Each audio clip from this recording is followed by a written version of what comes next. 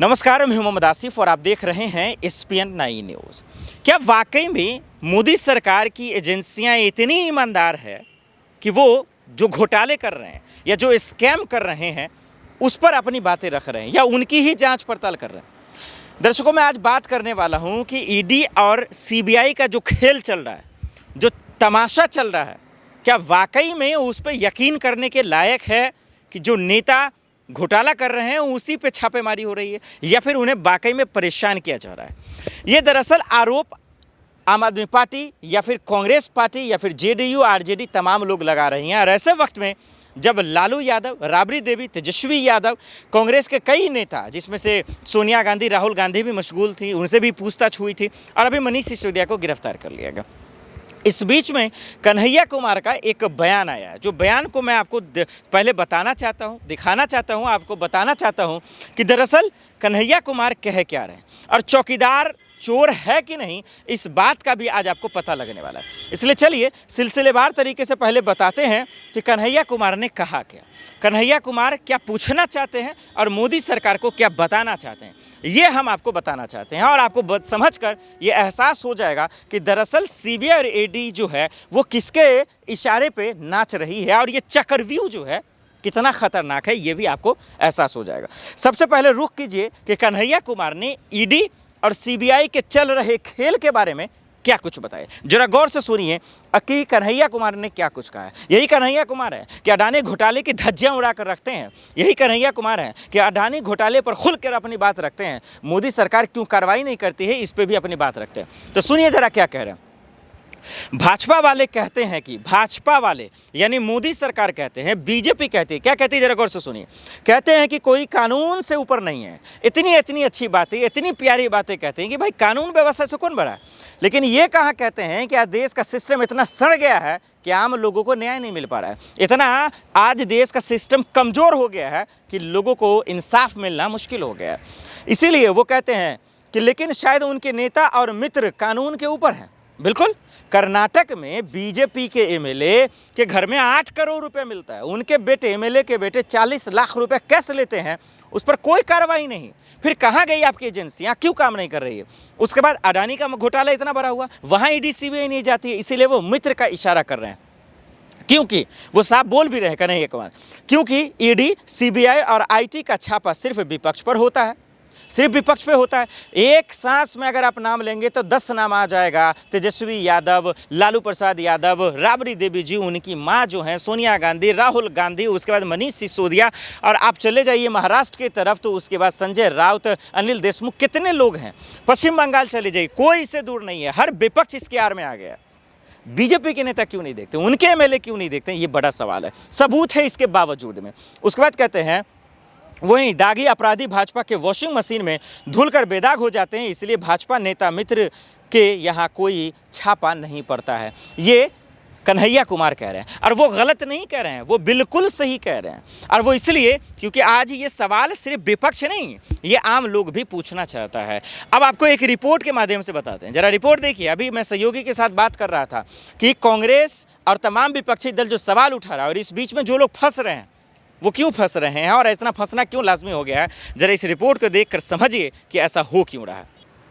विपक्ष का ये आरोप है, चाहे कन्हैया हो या कांग्रेस हो या फिर आम आदमी पार्टी या फिर बिहार में चले जाते हैं महागठबंधन की सरकार, कि दरअसल एजेंसियां का इस्तेमाल इसीलिए किया जा रहा है ताकि 2024 में मोदी जी जीत पाए। चलिए ठीक है, एक सवाल है, लेकिन क्या वाकई में आम लोगों के मन में ये सवाल है कि भाई सियासत तो करने वाले करते हैं, आरोप लगाने वाले लगाते हैं, लेकिन क्या एजेंसियों को अपने आप पे दुरुस्त रहना चाहिए, उनको नेताओं के इशारे पर नहीं नाचना चाहिए ताकि लोगों का जो विश्वास है वो बना रहे और लोगों को इंसाफ मिलता रहे?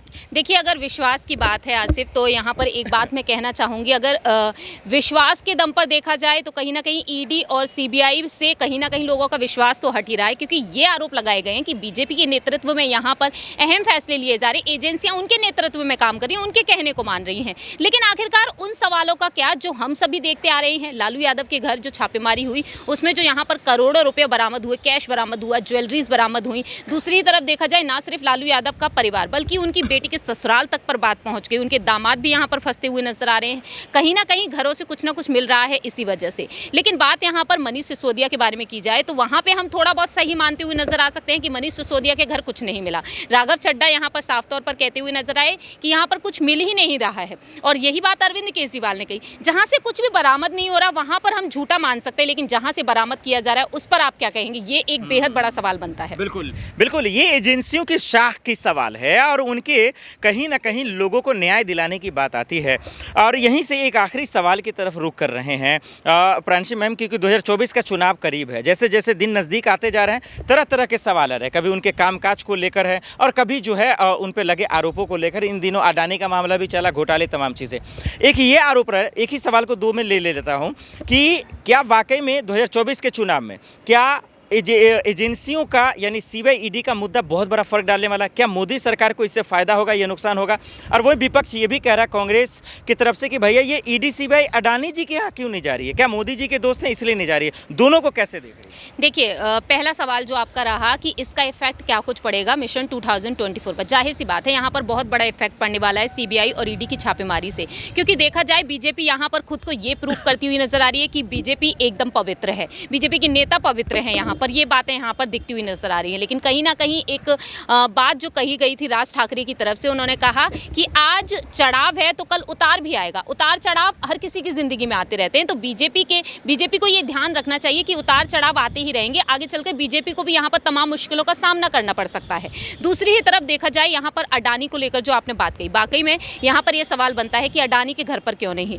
जिस शख्स का नाम टॉप 20 में आता हो, एशिया के सबसे अमीर व्यक्तियों में से, तो जाहिर सी बात है यहाँ पर अचानक से जो पायदान से वह गिरते हुए नजर आ रहे हैं, उनके घर पर ईडी क्यों नहीं पहुंच रही है? तो लाजमी सी बात है यहाँ पर ईडी और सीबीआई की छापेमारी यहाँ पर भी देखने को मिल सकती है आने वाले वक्त में। लेकिन मुझे लगता है कि यहाँ पर कहीं ना कहीं जो दोस्ती को लेकर जो बातें कही जा रही हैं वो कहीं ना कहीं यहाँ पर सच होती हुई नजर आ सकती हैं एक वक्त, कि पीएम मोदी उन पर मेहरबान है और एक एक करके यहाँ पर तमाम विभाग जो उन्हें सौंपते हुए नजर आए, जिसके चलते तो मुझे लगता है कि गौतम अडानी के लिए यहाँ पर कहीं ना कहीं बीजेपी की कोई मेहरबानी थोड़ी सी देखने को जरूर मिल रही है हमें।